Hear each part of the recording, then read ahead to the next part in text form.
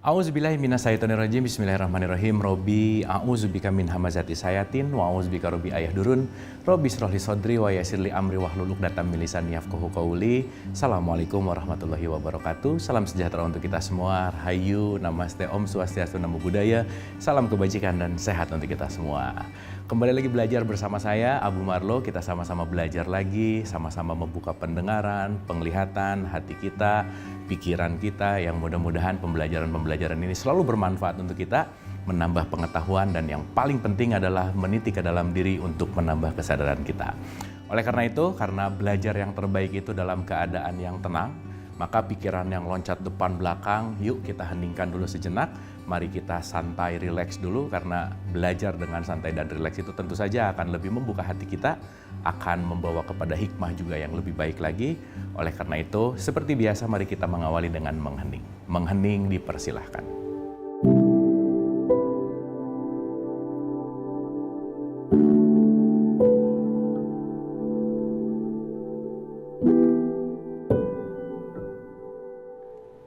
Selesai, terima kasih. Mudah-mudahan sudah siap, sudah terbuka hatinya, pemikirannya, sudah dikosongkan gelasnya, karena hari ini kita akan isi kesadaran kita dengan hal-hal yang lebih baik lagi. Hari ini kita akan melanjutkan pembelajaran kita akan berbicara tentang khalifah. Kita akan berbicara tentang peran khalifah. Banyak yang mengatakan, atau mungkin kita tahu, waktu di pembelajaran pertama ingat ada level A gitu, asbun yang penting bunyi gitu. Sering membunyikan kata-kata khalifah, iya. Tapi membunyikan belum tentu ada pengetahuan. Ada pengetahuan belum tentu ada kepahaman. Paham juga belum tentu sadar, kan begitu ya kira-kira. Nah, sekarang kita akan membahas tentang kesadaran khalifah itu sendiri gitu. Apa sih khalifah, peran khalifah itu seperti apa, dan apa yang harus kita lakukan sebagai khalifah. Atau nanti kita akan lebih menyadari bahwa khalifah itu ternyata level juga gitu.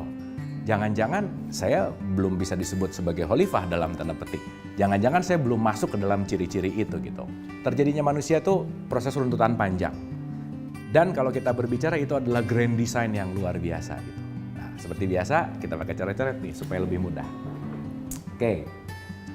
Khalifah kita akan bahas dari unsur bahasanya dulu gitu ya. Karena saya rasa ini sering didengar, tapi mudah-mudahan sekarang bukan hanya mendengar, membunyikan, tetapi kita benar-benar bisa mengaplikasikan dalam kehidupan kita gitu. Misalkan gitu ya, kalau kita berbicara khalifah, saya akan mengambil dari satu ayat suci Quran di surat 38, 71, 72 dikatakan bahwa Allah berfirman kepada malaikat, "Aku hendak menciptakan manusia dari tanah." Itu satu. Nah, menariknya di surat 2 ayat 30 itu dikatakan yang diciptakan itu kelak akan dijadikan sebagai khalifah. Nah, berarti kan di situ ada stage atau ada level, di mana setiap stage atau level itu juga akan menggambarkan level kita sebagai manusia. Karena nanti kita akan mengerti bahwa manusia dengan orang itu sesuatu yang berbeda, ya orang dengan manusia itu sesuatu hal yang berbeda, dan nanti kita akan layer by layernya nanti kita akan telah. Apa sih makna dari khalifah? Khalifah itu artinya adalah pengganti sebetulnya. Kalau mau dimudahkan pakai bahasa sekarang yang agak lebih mungkin sering didengar adalah ambasador gitu. Jadi kalau mau digambarkan ceritanya kurang lebih begini. Allah memiliki grand design gitu ya. Allah memiliki grand design. Grand design ini pasti perencanaannya dia gitu. Saya sebut GD aja ya, grand design. Di mana grand design ini dia mau membuat yang namanya adalah khalifah itu sendiri. Pengganti gitu ya. Khalifah di muka bumi. Pengganti Allah di muka bumi untuk menjalankan tugas. Maka khalifah itu adalah penugasan. Khalifah itu adalah bagaimana Allah membuat grand design di mana manusia yang ditunjuk sebagai makhluk yang bisa masuk ke dalam gelar yang namanya khalifah. Maka menjadi khalifah itu tidak lahir langsung jadi khalifah, enggak. Lahir langsung kita ini adalah khalifah, enggak. Karena kenapa? Khalifah itu adalah level. Wabil khusus, level di mana? Level kesadaran seseorang. Lagi-lagi, menua itu pasti, mendewasa itu pilihan. Semakin tua belum tentu semakin dewasa. Dewasa itu bukan masalah orangnya, tetapi kesadarannya gitu. Kenapa sih di Quran ada kata-kata, ya ayyuhalladzina amanu, wahai orang-orang yang beriman. Kalimatnya adalah orang yang beriman. Tetapi di ayat yang lain, hai manusia. Jadi itu lebih spesifik sebetulnya. Ada orang, ada manusia. Nah, tidak semua orang adalah manusia, tidak semua manusia adalah khalifah. Karena apa? Nanti itu akan berjenjang sesuai dengan kesadarannya masing-masing. Maka di surat 84 ayat 19 dikatakan, kamu akan melalui tingkat demi tingkat dalam kehidupan. Kesadaran kita tuh semuanya levelnya beda-beda. Naik levelnya juga beda-beda. Itulah kenapa kita tidak bisa memaksakan apapun kepada orang lain. Kenapa? Levelnya udah beda-beda, kesadarannya udah beda-beda, tingkat pembelajarannya udah beda-beda, maka kita akan menjalankannya pun sesuai dengan waktu yang terbaik. Maka ada pepatah yang mengatakan ya akan indah pada waktunya. Jadi kalau belum waktunya mau dipaksain ya nggak bisa. Nggak mungkin dong saya sekarang hari ini nanam, besok ada buahnya, itu nggak mungkin. Jadi pembelajaran yang pertama adalah sadarilah kita semua punya perannya masing-masing, waktunya masing-masing, tidak bisa saling memaksakan, garis bawah tanda seru. Karena kalau sudah memaksakan, di situ sudah mulai melawan sistem semesta gitu kira-kira. Karena segala sesuatunya adalah natural gitu. Kalau kita berbicara Allah itu sebagai kholik. Kholik itu artinya adalah pencipta. Semua yang diciptakan Allah namanya adalah makhluk. Oke, semua yang diciptakan Allah adalah makhluk. Maka semua ciptaannya adalah makhluk. Nanti makhluk ini memiliki beberapa derajat gitu. Di mana ketika berbicara masalah manusia, manusia adalah makhluk yang sudah melalui tahapan evolusi kesadaran maupun berpikir sehingga dia memiliki kesadaran yang berbeda dari sebelumnya. Contoh, boleh jadi hari ini saya marah karena sesuatu karena saya ini belum mengerti. Maka kenapa orang bisa marah? Karena dia kekurangan pengertian. Tapi sayangnya karena marahnya itu yang diutamakan, maka pengertiannya akhirnya tidak ditambahkan. Maka akhirnya jadi emosi. Marahnya diulang-ulang. Pengertiannya tidak naik, kedewasaannya tidak naik, maka dia levelnya tetap ada di situ gitu. Makanya kalau saya ngutip Albert Einstein, Einstein itu mengatakan begini, insanity, kegilaan adalah berharap hasil yang berbeda, tapi ngerjain halnya itu-itu terus gitu kira-kira. Berharap hasil yang berbeda, tetapi level of thinking, pemikirannya, kesadarannya di level yang sama, nggak bisa. Kalau mikirnya 3, ya hasilnya 3. Andaikan begitu. Pengen hasilnya 10, tapi mikirnya di level 3, itu sesuatu hal yang nggak mungkin gitu kira-kira. Maka itu semua akan seimbang. Pembelajaran masih akan kita lanjutkan, tetaplah bersama saya.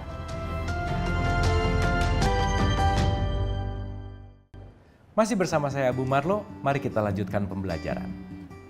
Berbicara tentang khalifah itu sendiri, yang pertama, semua semesta raya ini adalah makhluknya.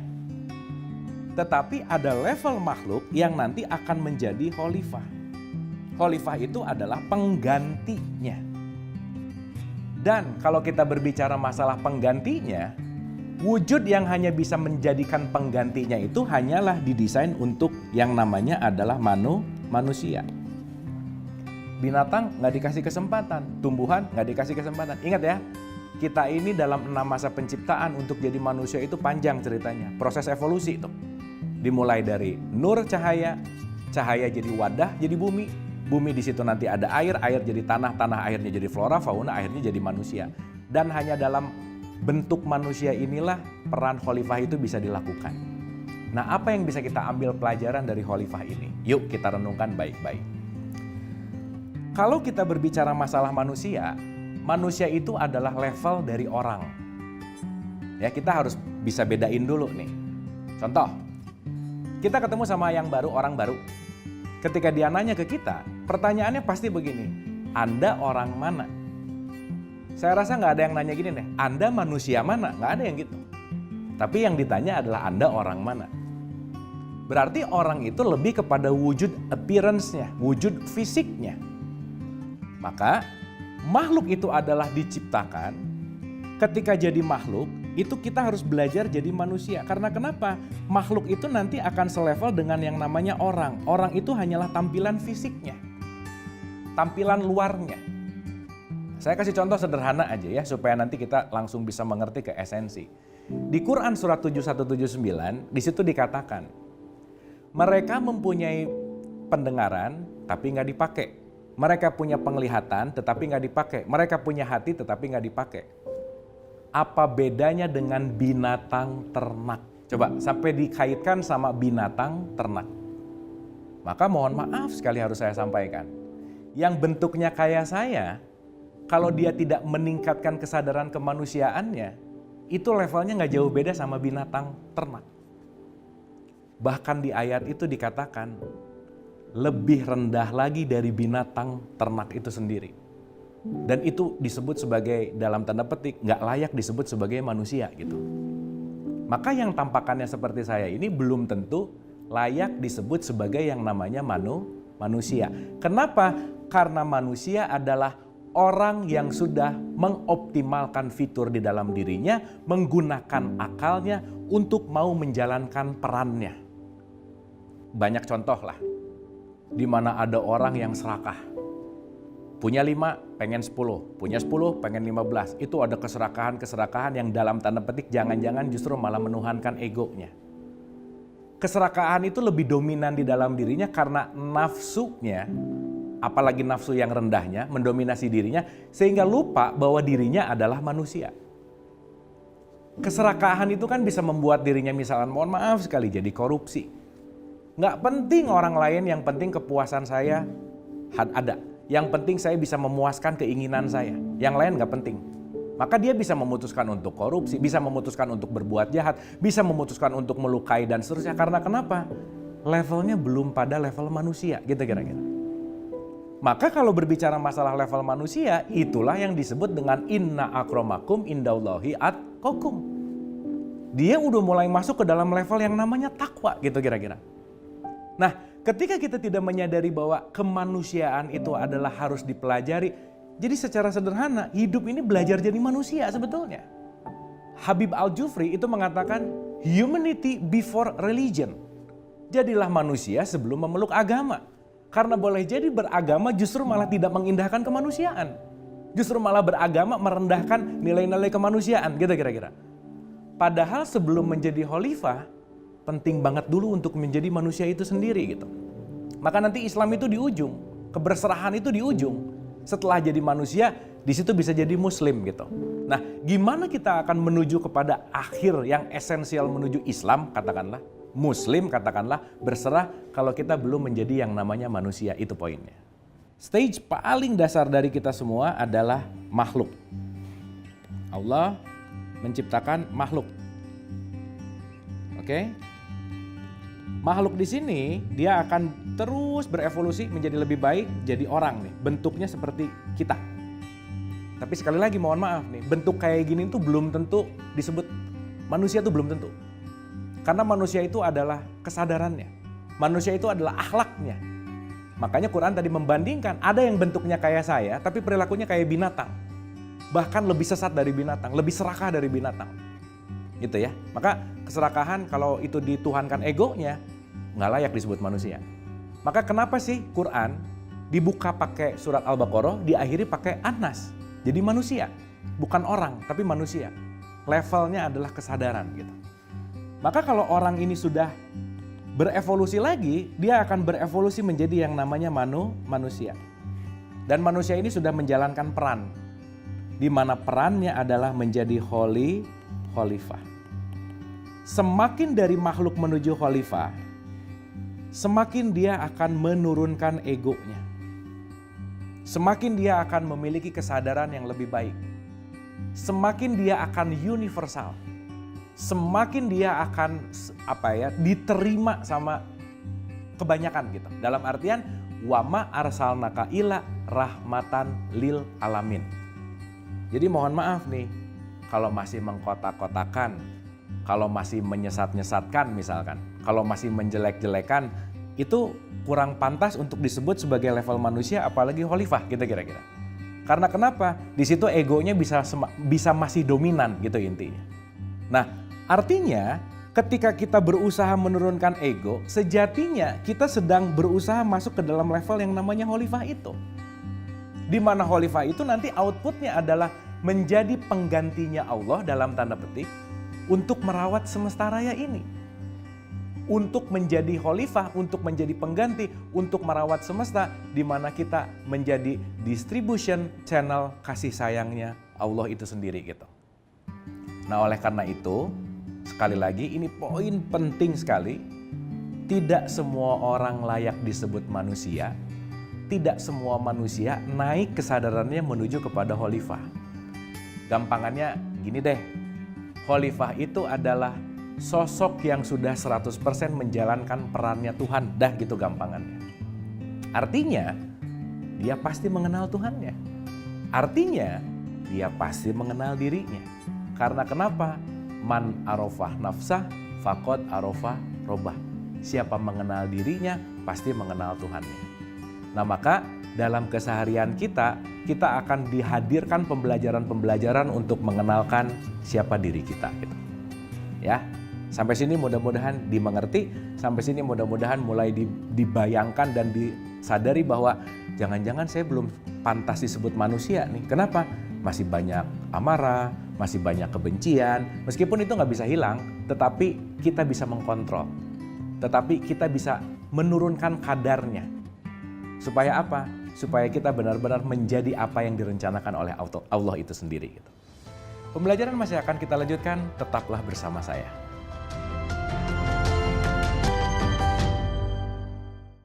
Masih bersama saya Abu Marlo, mari kita lanjutkan pembelajaran. Clear ya? Jadi di sini yang penting kita ngerti dulu, oh ternyata khalifah itu derajat. Ya, jadi belum tentu nih yang tampilannya bagus dia jadi khalifah, belum tentu. Tidak ditentukan oleh casing. Kekhalifahan itu tidak ditentukan oleh casing dan kita tidak bisa menjudge. Kita datang ke sekolah ini, sekolah semesta ini, the school of life. Supaya kita belajar. Apa pembelajarannya? Sadarilah. Kita semua, manusia ini, kita semua, ini adalah murid semesta raya. Allah itu, Tuhan itu adalah gurunya. Dan saya selalu berpesan, yuk sesama murid jangan mengisi rapot temannya. Karena kalau kita terlalu sibuk mengisi rapot teman kita akan kekurangan waktu untuk mengenal diri gitu. Itu intinya. Nah maka begitu kita mulai meniti ke dalam diri, menyadari bahwa ada tugas kekhalifahan kita yang beda-beda semuanya. Tapi poinnya adalah merawat semesta raya ini dan poinnya adalah selalu membagikan kasih sayang. Sekali lagi, wa ma arsalnaka ila rahmatan lil alamin. Nah, kalau mau digambarkan lebih dalam lagi, lebih jelas lagi, nah sekarang kita lihat. Dalam teatrikal pasti ada sutradara dan ada pemain. Dalam teater itu pasti ada sutradara dan ada pemain. Anggap aja, kalau kita berbicara tentang Allah, kita mau menggambarkan dalam progres yang disebut dengan teatrikal gitu misalkan. Allah tuh punya grand skenario tuh, gitu ya. Skenario itu untuk menjadikan panggung sandiwara semesta ini berjalan sesuai dengan skenarionya. Di mana panggung sandiwara pasti perlu aktor dan aktrisnya. Siapa dia? Itulah kita. Maka siapapun yang menyaksikan ini adalah yang beruntung mendapatkan peran semesta raya untuk menjalankan tugas ini sebetulnya. Dipilihlah yang namanya manusia. Maka si manusia ini menariknya punya dua pilihan. Kenapa? Karena dia punya akal. Akal itu didesain karena kita bebas memilih. Disitulah tantangan hidup. Kita bebas memilih. Matahari itu nggak punya pilihan, makanya dia bersinar terus. Nggak ada matahari mengeluh, ya Allah saya agak capek hari ini saya nggak mau keluar. Nggak ada. Tumbuhan tuh nggak bisa, kalau dia melon ya keluar melon. Nggak bisa, ya Allah mau nawar saya jadi stroberi. Nggak bisa, kenapa? Tidak punya pilihan. Satu-satunya yang punya pilihan cuman kita. Maka penting sekali untuk wise dalam memilih. Pilihannya cuma dua. Pilihan kita dalam akal ini mau menjalankan skenario yang sudah ada atau bikin skenario sendiri menurut keinginan saya. Yang pada akhirnya mohon maaf sekali, apapun yang kita pilih, semua yang akan terjadi itu hanyalah skenario Allah itu sendiri sebetulnya. Meskipun ketika kita menginginkan sesuatu dan terjadi, berarti ketika keinginan itu sesuai dengan skenario Allah. Tapi kebanyakan yang terjadi kan apa yang tidak diinginkan terjadi. Dan ketika kita tidak berdamai dengan apa yang kita tolak, apa yang tidak kita inginkan, dan kita tidak berdamai dengan itu semua, kita tidak berdamai dengan skenario masing-masing. Banyak manusia yang tidak mengindahkan skenarionya Allah. Karena kenapa? Dia pengen bikin skenario seakan-akan yang lebih baik, yang lebih bagus itu apa yang dipikirkan dan diinginkan oleh dia, gitu kira-kira. Maka disitulah kesempatan menjadi khalifah itu kecil sekali. Kenapa? Menuhankan egonya, menuhankan keinginannya, menggapai, mencapai dan seterusnya, tetapi lupa untuk mengenal skenario dirinya masing-masing gitu. Ketika hari ini banyak penyesalan yang apapun yang kejadian bahwa kenapa ini digagalkan, kenapa ini nggak cocok, kenapa ini dan seterusnya. Yang banyak penyesalan tanpa sebuah kesadaran, kita akan menderita. Kita akan banyak menganggap hidup ini banyak kegagalan. Padahal mohon maaf, tidak ada kegagalan dalam hidup, yang ada adalah pembelajaran.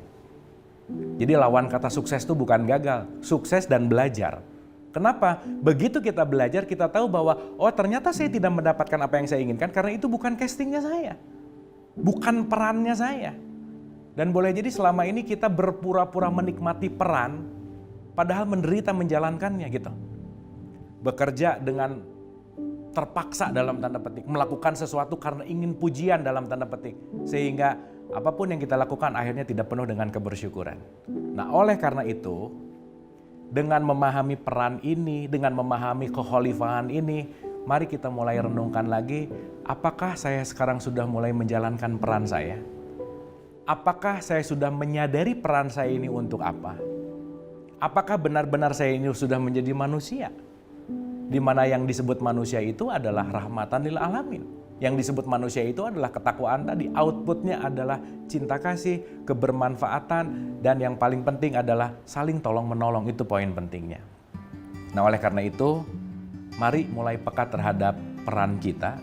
Terus belajar untuk mengenal peran kita. Karena ciri-cirinya begitu kita sudah menjalankan peran sesuai dengan keinginan Allah, kehidupan ini akan lebih tenang, akan lebih damai, less konfliknya semakin sedikit, meskipun bukan berarti nggak ada masalah dalam hidup. Tetapi kita akan lebih menikmati kehidupan ini, kita akan lebih bisa flow gitu, dan yang paling penting, kita akan merasa bahagia dengan apa yang kita lakukan.